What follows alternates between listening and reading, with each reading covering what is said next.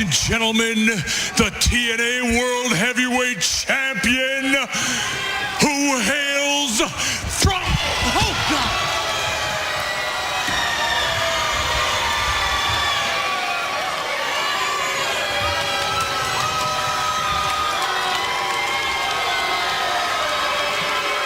Well, the urgency of the situation for Immortal reflected to me in this pre-match attack by the challenger, Jeff Hardy.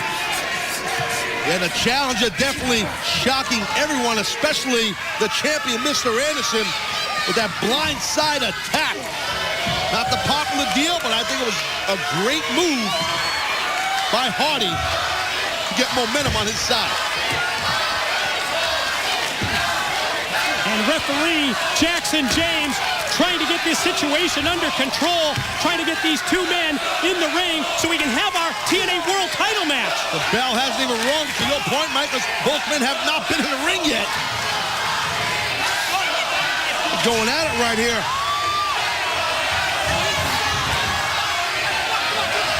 Basically, Jeff Hardy, I think Anderson kind of got into Hardy's head earlier when he told him, just you and I, one-on-one, man, on, one man against another man, as opposed to you coming out with your boys.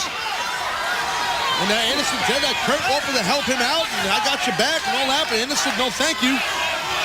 So, here we go. Not even a match yet, though.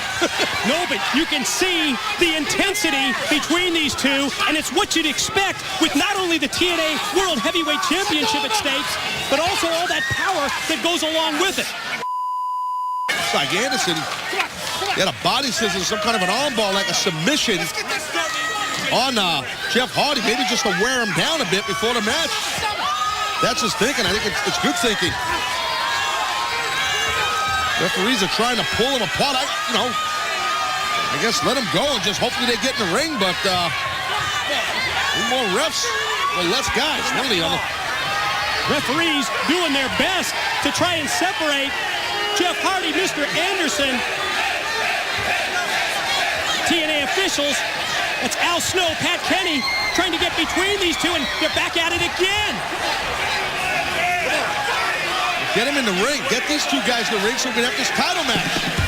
We need to get control. We will officially start this TNA World Heavyweight title match. Anderson and Hardy when we return. And as we return to Impact, you hear the opening bell for the TNA World Heavyweight Championship showdown. Mr. Anderson defending against the former champion, Immortals Jeff Hardy, as Anderson explodes from the corner with the clothesline. Well, throughout the break, Mike, they couldn't get these two guys apart. Just going at it non-stop. Finally got in the ring. Here we go. I couldn't even say who had the better, who had more, who put more of a beat down on the other during the break. Anderson off the ropes into a cross body and tries to get the pin early on to put Hardy away. Now you see Mr. Anderson, TNA World Champion, with a couple of those cross faces cut up there a little bit. Here's Anderson behind his left shoulder.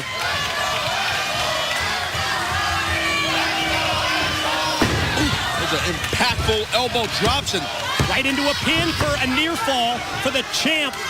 Mr. Anderson drops the elbows, goes for the cover, but Hardy still has life. You figure as a member of Immortal and a former TNA World Champion in Jeff Hardy, the pressure that Eric Bischoff has on Hardy here tonight, how bad Eric wants the world title back with Immortal, because that's where the power is, and Bischoff knows that. And you referenced this earlier tonight, Taz. Oh, my God. Unique spinning neck breaker by Jeff Hardy on Anderson as he was coming back into the ring. You talked about the differences between Jeff Hardy and Eric Bischoff. Yes. You figured Eric Bischoff would want Jeff Hardy to use the Immortal backup. And I don't understand. I mean, I don't understand why Jeff Hardy would allow Mr. Anderson to get in his head and rent space in his head like that. It was a mind game that Anderson won, I got to be honest. He more or less said, one-on-one, you don't need help, I don't need help, let's do it old school. More on a paraphrasing, but that's more or less what Anderson said. Look, if I'm Jeff Hardy, I'm going to utilize some of those Immortal guys if I can to get that world title. But that's my opinion. And at this point, we hope that Jeff Hardy lives up to his end of the bargain, and this is a one-on-one match, and we finally find out who the best man is. Well, I think it's a great thing, especially for our fans watching. Both men vowing one-on-one, challenger versus champion. Title will be decided right here on Spike TV as you're witnessing it right now. You know, throughout this Impact broadcast, we've also been talking about who this could possibly be that Kurt Angle has strategized with to take out Immortal as Hardy hits the clothesline on top for the pin and 2. Well, close near fall right there, very close. No cigar, as they say. Yeah, but to this point in the night, Taz, still no word on who they might be, as Hardy back with another neck breaker, drop down into a pin, gets 2 and only 2. Yeah, and you can see right now, I really feel that Jeff Hardy, the challenger, he has Anderson where he needs Anderson. He has him down and weakened. Great time to do what Hardy's doing, hook that rear choke or rear chin lock, and you can see how Anderson knows that's a bad spot to be. He's trying to get out. First thing Anderson's got to do, in my view, is get some wrist control and alleviate some of that pressure on that choke. Can't really see where his hands are here. Anderson is right-handed. It's a good way to get choked out. Got to try and get your fingers in between your throat and that man's arm. Challenger Jeff Hardy maintaining the grip on Anderson. The referee Jackson James checking with Anderson to see if he's going to either tap out or pass out, but instead Anderson up to the vertical base, up to his feet, reeling off a series of elbows to the midsection. Gets a heady steam off the rope. Sunset. Roll up. Nice sunset flip. Didn't get all of it, though. He got all of that clothesline, did Hardy, right in the throat of the champ. The quick recovery by the challenger, Jeff Hardy, enables him to go back in control of this match. Say it's not often that you see the World Heavyweight title defended right here on Impact, on Spike TV. This is good stuff. Special edition of Impact, this pay-per-view quality main event. A big deal, baby, big deal. And when you think about what's at stake, the title and the power, the entire future of this TNA organization is going to be determined in this matchup depending on who leaves tonight with the World Heavyweight title. Look at this, Mike. It looks like Hardy singled out one of the legs. Oh, God. In the joint area. One of the legs of Mr. Anderson, the champion, which would be a good idea if you could weaken one of the legs of the champ. That would really affect that mic check, the finishing maneuver by the TNA World Champion, Mr. Anderson. The other option, crotch him on the steel ring post. That might do the same thing.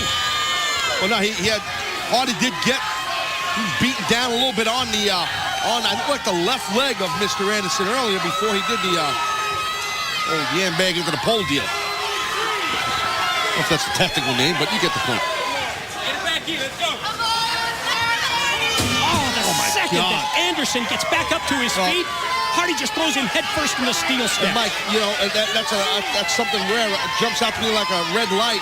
The concussion, oh my God, the concussion issues and that Mr. Anderson has sustained at the hands with a steel chair from Jeff Hardy. So it's no surprise that Hardy would focus his attack in this important match on the head of Anderson. He rolls in, he covers and gets 2. Well, why wouldn't you? I mean, it's definitely a violent game plan, but effective. This is for the end-all, be-all, the holy grail, the TNA World Heavyweight title at stake here. Hardy's got to get that title back. He's got to get it back in the camp of Immortal.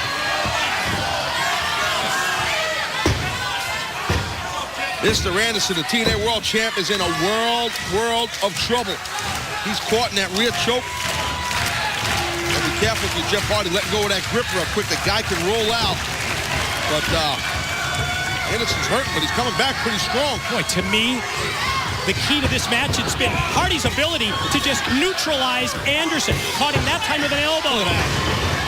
The athleticism of Jeff Hardy, how quick. You know, people at home don't realize how difficult it is to do what that man just did. One fluid motion like that? Right to the top rope, just jumped up there and just threw his body off for caution to the wind.